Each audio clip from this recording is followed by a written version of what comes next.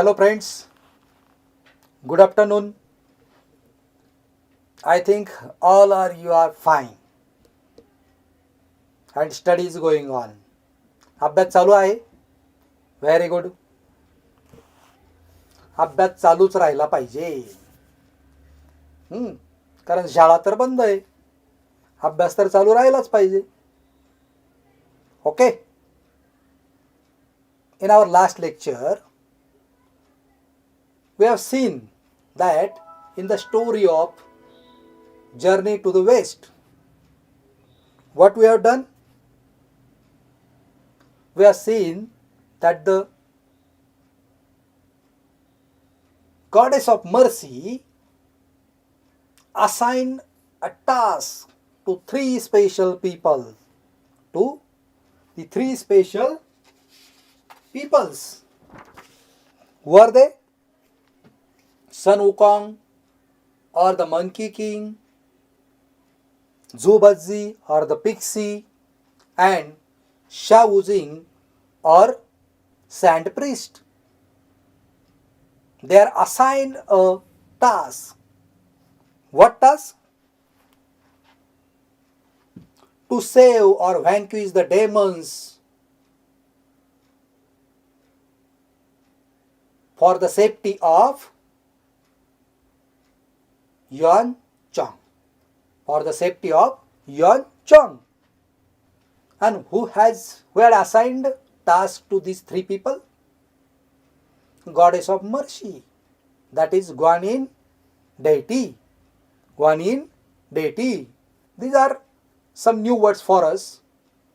But if you read the para again and again, definitely you will remember them. These characters, the three special characters who are assigned a task of safety of Yuan Chang, Sun Wukong, Zhu Bazzi, and Sha Wuzing. Okay, Sha Wuzing. Now we will see the next part. First of all, see some words from our last para. I will show you them. The first is gobble up. First is gobble up. What is gobble up? To swallow or eat hastily or hungrily in large pieces. In English it is a very long explanation. In Marathi, what is gobble up? In a single word, I will tell you, baka baka khani. What is gobble up? बका बका खाणे. कसं खातात रे बका बका? म्हणजे कसं? तर जेवढं हातात सापडेल तेवढं. Not cutting the food in small pieces. जसं आहे तसं मुठभर घेणे आणि खाणे. That is called बका बका खाणे किंवा gobble up. काय म्हणतात त्याला? Gobble up. Second word is the holy monk. The holy monk.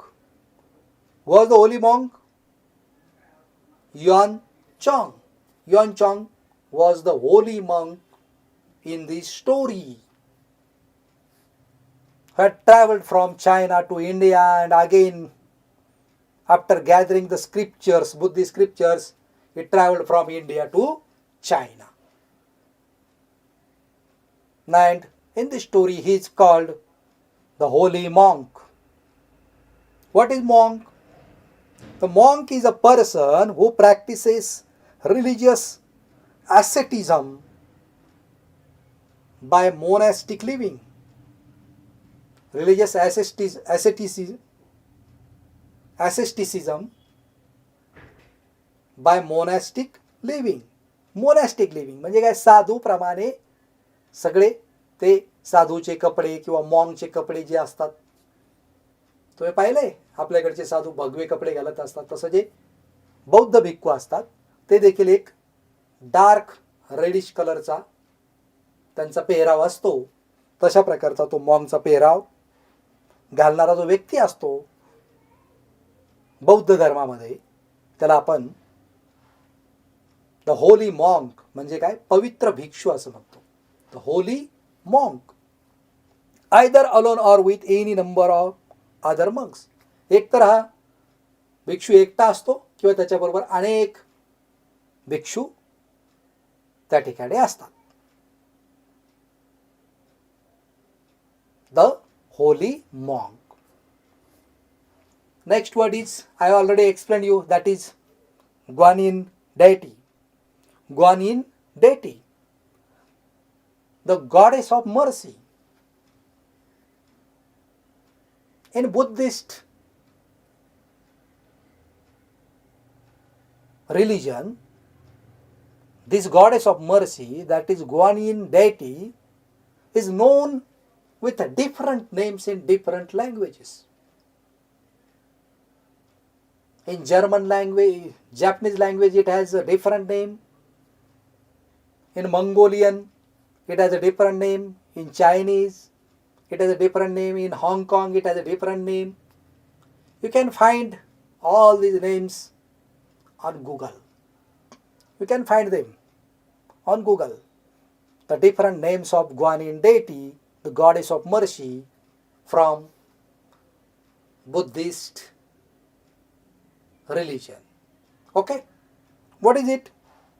The Guanyin or Guanyin is an East Asian bodhisattva associated with compassion and venerated by Mahayana Buddhists and followers of Chinese folk religions, also known as goddess of mercy. कोण आहे guanine deity? तर पूर्व आशियामध्ये जे बोधिसत्व आहे, बौद्ध धर्मातलं बोधिसत्व, त्याच्याबरोबर ही जी compassion आहे, करुणा, बुद्ध धर्मामध्ये जे काही काही तत्वज्ञान आहे ते दया, करुणा याच्याशी ते संबंधित आहे. कंपॅशन, करुणेशी संबंधित असणारं ईस्ट एशियन बोधिसत्व म्हणजे ग्वानिन डेटी. तसेच it is venerated by Mahayana Buddhist. जे महायज्ञ बौद्ध आहेत, बौद्ध धर्मातले जे महायज्ञ बौद्ध मोठमोठे भिक्षू किंवा महायज्ञ बौद्ध जे ज्यांना म्हटलं जातं, जे डेटी आहेत, देवता आहेत, त्यांना आदराने बौद्ध धर्मामध्ये पुकारलं जातं. आणि who are the followers of Chinese religion, Chinese folk religion. जो चीनमधला लोकधर्म आहे, त्या लोकधर्माचे जे फॉलोअर आहेत, असे महायज्ञ बौद्ध यांना काय म्हटलं जातं, काय त्यांना समजलं जातं? They are called as guanine डेटी.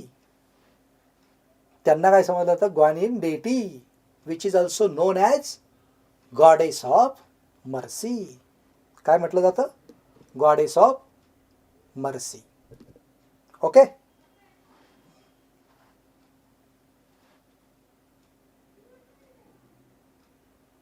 महायाना बौद्ध, महाज्ञान, महायज्ञ बौद्ध जे आहे हे काय आहे? तर हे it is a major school of Buddhist teaching, Buddhism teaching social concern and universal salvation. सामाजिक सद्भावना आणि वैश्विक सॅल्वेशन. म्हणजे काय? सॅल्वेशन म्हणजे काय रे? मोक्ष. सॅल्वेशन म्हणजे मोक्ष. हिंदू धर्मामध्ये देखील ही एक कॉन्सेप्ट आहे की ज्या वेळेला मनुष्य एक जन्म संपतो तेव्हा दुसरा जन्म घेतो, असा 84 लक्ष योनीतून त्याला प्रवास करावा लागतो, असं आपल्याकडं आपल्या धर्मामध्ये एक संकल्पना आहे. आणि जेव्हा मनुष्य जन्मच घेत नाही पुढचा, त्यावेळेला तो मोक्षप्राप्तीला जातो. That is called salvation. Universal salvation and social concern, these two concepts are related to the Mahayana Buddhist, that is महायज्ञ बौद्ध. आणि हे जे महायज्ञ बौद्ध आहेत, who are the followers of Chinese folk religions. Chinese folk religions म्हणजे चायनीज लोकधर्माशी रिलेटेड हे महायज्ञ बौद्ध आहेत. त्यांनाच गॉडेस ऑफ मर्सी म्हटलं जातं आणि तेच ग्वानिन डेटी म्हणून ओळखले जातात. ओके, तुम्ही नंतर ह्या सगळ्या गोष्टी शोधू शकता. ग्वानिन डेटी हा शब्द मी मुद्दाम तुम्हाला समजावून सांगितला, बिकॉज दिस ग्वानिन डेटी had assigned task to the three special peoples to protect Yuan Chang from various demons and evil bodies. Okay, now we will see our next part. Textbook page number 19, last 3-4 lines. The last para of page number 19, you can see the lines. I will read to you and you have to listen it carefully. While listening, you have to observe these lines from your textbook. Okay? Okay, we will start. Now, these three characters are no saints. These three characters which are assigned the task by Guanyin deity. These three characters are no saints. In fact, though they all have supernatural powers, they are known troublemakers. हे जे तीन character one चॉंगच्या सुरक्षिततेसाठी अनेक डेमॉन्सपासून त्याचं रक्षण करण्यासाठी ज्यांच्यावरती दयेच्या देवतेनं, goddess of mercy that is Guanyin deity, Guanyin देवतेनं या ज्या तीन लोकांवरती जबाबदारी टाकली होती, युआन चॉंगची जी काय ट्रॅव्हलिंग होती, जो काय प्रवास होता, त्या प्रवासादरम्यान अडथळा आणणारे डेमॉन्स आणि इव्हिल बॉडीज, काय दुष्ट लोक होते, जे काय राक्षस होते, त्या सगळ्यांपासून रक्षण करण्यासाठी या तीन लोकांची ज्यांची निवड केली होती ते काय संत नव्हते. They are no saints. In fact खरं तर जरी though they all have supernatural powers, they are known trouble makers, जरी त्यांच्याकडं दैवी शक्ती या तीनही कॅरेक्टरमध्ये होती, सन वुकॉंग, झुबत्झी आणि सँड प्रिस्ट, बरोबर, या सगळ्यांमध्ये जरी सुपरनॅचरल पॉवर होती, दैवी शक्ती होती, तरी देखील ते कशासाठी ओळखले जात होते? कशासाठी? Trouble makers. काय होते ते? Trouble makers. उपद्रवी होते ते, जरी त्यांच्यामध्ये दैवी शक्ती होती तरी. मग यांच्यावरती गॉडेस ऑफ मर्सीनं युआन चॉंगचं प्रोटेक्शन, संरक्षण करण्याची जबाबदारी का सोपवली असेल? तर बघा, so the gods have thrown them out of heaven. हे ट्रबल मेकर्स होते, जरी त्यांच्यामध्ये सुपरनॅचरल पॉवर होती तरी, दैवी शक्ती असूनही उपद्रवी तिघही होते. उपद्रव मूल्य त्यांच्यामध्ये भरपूर होतं, ते लोकांना त्रास द्यायचे, म्हणून त्यांना हेवनमधून देवतांनी काय केलं होतं? बाहेर फेकलं होतं. काय केलं होतं? The gods have thrown them out of heaven. स्वर्गाच्या बाहेर त्यांना हाकलून दिलेलं होतं, त्यांना फेकून दिलेलं होतं देवतांनी. कशामुळं? Because though they are all have supernatural powers, they are known trouble makers. Trouble making हे त्यांची हॅबिट होती, लोकांना उपद्रव करणे त्यांची सवय होती. त्या सवयीमुळं देवांनी त्यांना स्वर्गामधून बाहेर हाकललं होतं. पुढं, however the kind deity Guanyin has offered each of them one more chance. Now look on page number 20, textbook page number 20. However, the kind deity Guanyin has offered each of them one more chance. आणि या स्वर्गामधून त्यांना बाहेर फेकल्यामुळं त्यांना एक संधी goddess of मर्सीनं, Guanyin देवतेनं, दयेच्या देवतेनं त्यांना एक संधी त्यांना ऑफर केलेली होती. काय होती ती संधी? If you help the holy monk in its pilgrimage to India, if you use your powers for this good work, then you may return to heaven. त्यांना संधी दिली, परंतु अट काय होती?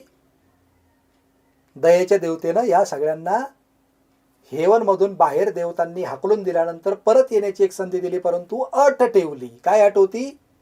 की हा जो होली मॉन्क आहे युआन चॉंग, याच्या प्रवासाच्या दरम्यान तुम्ही तुमच्या सुपर नॅचरल पॉवर, ट्रबल मेकिंगची पॉवर नव्हे, सुपर नॅचरल पॉवरचा उपयोग तुम्ही जर त्या होली मॉन्कच्या संरक्षणासाठी, म्हणजे चांगल्या कामासाठी, तुमची चांगली शक्ती, वाईट शक्ती नव्हे, चांगली शक्ती जर तुम्ही वापरली, तर तुम्हाला हेवनमध्ये परत येण्याची एक संधी गॉडेस ऑफ मर्सीनं, ग्वानिन देवतेनं, दयेच्या देवतेनं त्यांना एक संधी दिली.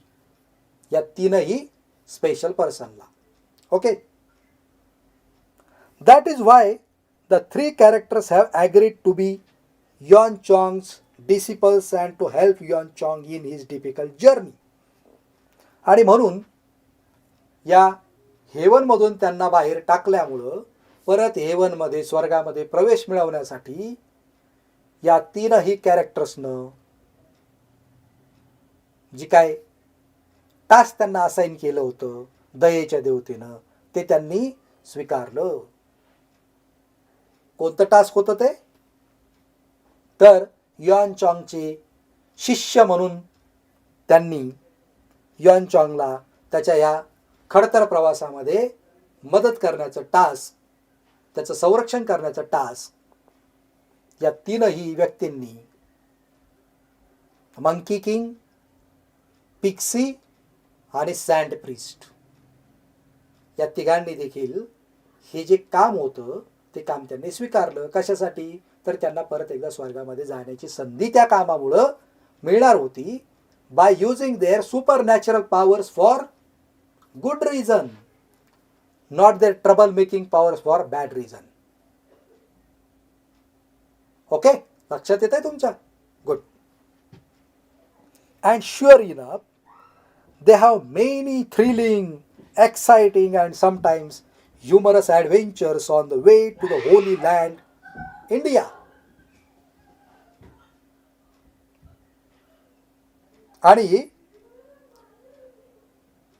जेव्हा हा प्रवास सुरू झाला युआन चॉंगचा, तेव्हा त्या प्रवासामध्ये या तिघांनाही अनेक थ्रिलिंग, थरारक, एक्साइटिंग, क्षोभक, थरारक, क्षोभक and sometimes humorous adventures, अनेक गमतीशीर, धाडस, साहस त्यांना या प्रवासामध्ये, travelling to holy land, which was holy land for Yuan Chong. India was the holy land for Yuan Chong because he would like to gather some holy scriptures, Buddhist scriptures from India, and he would like to take them to China. आणि हा जो त्याचा प्रवास होता from China to India, यामध्ये एक संधी म्हणून या तीन कॅरेक्टरला त्याचं संरक्षण करण्याचं जे काही काम दिलं होतं, त्या कामाच्या दरम्यान, त्या ट्रॅव्हलिंगच्या दरम्यान त्यांना अनेक थरारक, क्षोभक आणि साहसी अनुभव त्यांना या काळामध्ये, या मार्गामध्ये, in this travelling to holy land India, भारताच्या या प्रवासामध्ये त्यांना अनेक असे अनुभव त्यांना आले. काय ते अनुभव होते? जर्नी टू द वेस्टमध्ये हे सगळे दिलेले आहे. आपण we are learning piece of journey to the west. एक त्याचा छोटासा पार्ट आपण, एक छोटासा भाग आपण आपल्या ह्या लेसनमध्ये जर्नी टू द वेस्ट या इपिक नॉवेलचा आपण शिकतोय. Now see that one question is given to you. Find the word from the passage that mean a person who causes difficulties. And the three options are given to you. That is troublemaker, guanyin and humorous. Which word is suitable or synonym to the a person who causes difficulties? व्यक्ती की जो इतरांना काय करतो? अडथळे आणतो. I just explain you. The person who causes difficulties to others is called trouble maker. You can see the answer is trouble maker. What is trouble maker? Person who causes the difficulties to others is called troublemaker. This is the explanation of troublemaker, synonym to troublemaker. Next part on page number 20. Look in your textbook. Next para. The most powerful among the three disciples is Sun Wukong. Everything about him is extraordinary. हे जे तीन व्यक्ती होते सन वुकॉंग त्यापैकी एक होता. Yuan चॉंगच्या प्रवासात मदत करणारे आणि दयेचे देवतेनं ज्यांना या कामासाठी निवडलं होतं, एक संधी त्यांना दिली होती. या तीन पैकी सन वुकॉंग जो होता, हा जो डिसिपल होता yuan चॉंगचा, he was the most powerful among the three. त्या तिघांपैकी सन वुकॉंग अत्यंत शक्तिशाली होता, एक्स्ट्राऑर्डिनरी होता, असामान्य पॉवर त्याच्यामध्ये होत्या. He was born when winds blew over a huge stone egg on the flower fruit mountain. म्हणजे flower fruit mountain. What is flower fruit mountain? पुष्प फूल पर्वतावरील एक दगडी अंड होतं. Now these are all folk tales in Chinese language. What are they? Just I have explained you earlier. These all are the folk tales in Chinese religion किंवा Chinese religious literature. ह्या ज्या फोक टेल्स या प्रवासादरम्यान आपल्याला ऐकायला मिळतात, त्याच्यापैकी सन Wukong जो एक powerful out of the three persons, three disciples of Yuan Chong, Sun Wukong was an extraordinary personality. He was born when winds blew over a huge stone egg on the flower fruit mountain. म्हणजे पुष्पफुल पर्वतावरील दगडी अंड्यावरून जेव्हा वारे वाहत होते, त्यावेळेला या सन वुकॉंगचा जन्म झाला. Sun Wukong means he is called also the monkey king. वानरांचा राजा असं देखील त्याला नाव आहे, सन वुकॉंग और the monkey king, who was the strongest powerful personality out of three disciples of Yuan Chong. He is able to transform himself in 72 different ways. तो स्वतःला किंवा स्वतःमध्ये 72 प्रकारे वेगवेगळ्या कॅरेक्टरमध्ये, वेगवेगळ्या स्थितीमध्ये तो स्वतःला ट्रान्सफॉर्म करू शकत होता. It was his powerful or it was his power, supernatural power. 72 प्रकारे तो स्वतःला वेगवेगळ्या फॉर्ममध्ये, वेगवेगळ्या वस्तूमध्ये किंवा वेगवेगळ्या व्यक्तींमध्ये स्वतःला तो काय करू शकत होता, बदलवू शकत होता. किती प्रकारे? 72, 72 kind. Not only that, but he can also transform each of his hair strand into any living or non-living thing of his choice. एवढंच नव्हे तर तो त्याच्या प्रत्येक केस जो असायचा त्या प्रत्येक केसाचं रूपांतर तो कुठल्याही लिव्हिंग और नॉन लिव्हिंग म्हणजे सजीव किंवा निर्जीव कुठल्याही फॉर्ममध्ये तो त्याच्या प्रत्येक केसाचं रूपांतरण करू शकत होता. What a super natural power. कसली दैवी शक्ती त्याच्याकडे होती, जादुई पॉवर त्याच्याकडे होती. His as you wish gold banded causal is also magical. त्याच्याकडे एक सोन्याचा पट्टा असलेला इच्छाधारी सोटा होता. एक जशी गदा असते किंवा एका लाकडी दांडा असतो तसा तो सोटा, कज्जल. ओके. आणि तो कसा होता? It has a magical power. It was also magical. काय करायचं होतं त्या गोल्ड बँडेड कजलनं? आणि as you wish gold banded cudgel, इच्छाधारी, जी इच्छा व्यक्त केली जाईल तसं.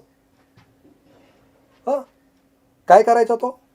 It can grow as big as a pillar supporting the sky, but at the other times it becomes as tiny as a needle. तो जो सोटा होता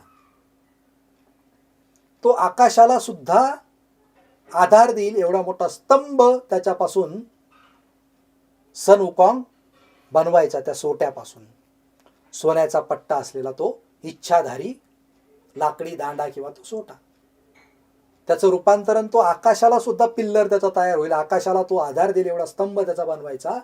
आणि दुसऱ्या बाजूला सुई एवढाही त्याचा आकार तो बनवायचा. As tiny as needle and as big as the pillar supporting the sky. You can see that in this para there are two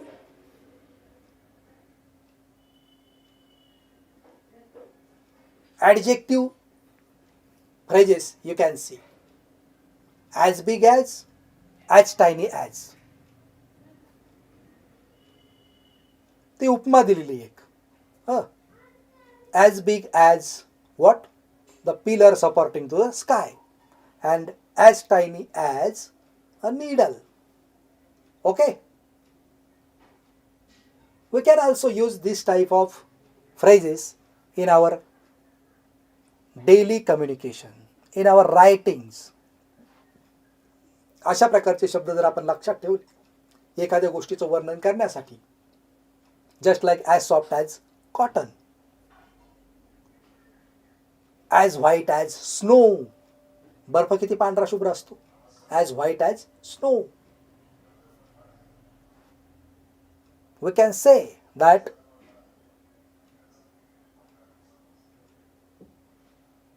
the cotton is as white as snow. म्हणजे एखाद्या कॉटनचं, कापसाचं वर्णन तुम्हाला करायचं असेल रंगाचं, तर तुम्ही त्याला स्नोची उपमा देण्यासाठी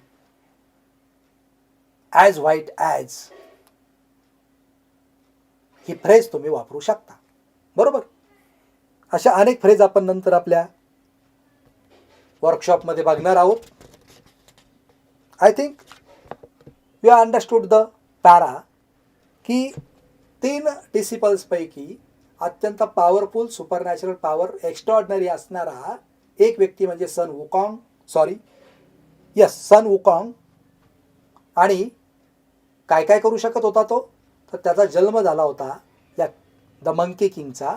पुष्पफुल पर्वतावरून जेव्हा दगडी अंड्यावरून वारे वाहत होते तेव्हा जन्म झाला. तो स्वतःला 72 वेगवेगळ्या प्रकारांमध्ये रूपांतरित करू शकत होता. त्याच्या प्रत्येक केसाचं रूपांतरण तो सजीव किंवा निर्जीव वस्तूमध्ये करू शकत होता.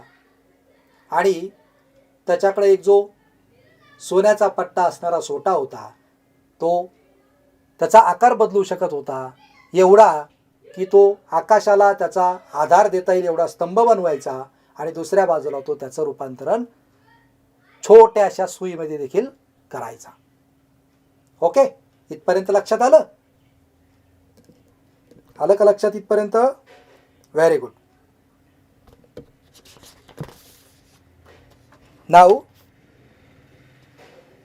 आतापर्यंत जे आपण शिकलो, जे 3 कॅरेक्टर मी तुम्हाला सांगितले, ते 3 कॅरेक्टरचे पॅरलल नेम, त्यांचे जे काय निकनेम होते, त्या निकनेम तुमच्या लक्षात आहेत का ते एकदा चेक करा. I will show you the question. Let's see. The first question is, who is the most powerful among the 3 disciples of Yuan Chang? Just I have explained to you that who is the most powerful among the 3 disciples of Yuan Chang? And the answer is what? Sun Wukong, the Monkey King. Okay? Have you remember? Okay, very good. For this lecture, I think this is sufficient. In our next lecture, we will see the next part of the lesson. Okay? For today, we will stop here. In our next lecture, we will see the next part of the story. Okay? This is a big story, and the name of the characters in this story are different because these characters are from China. They are not familiar with us.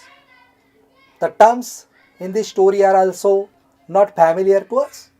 That is why I am explaining the story very slowly, because once you learned or understood the story, you will not forget the story in your life.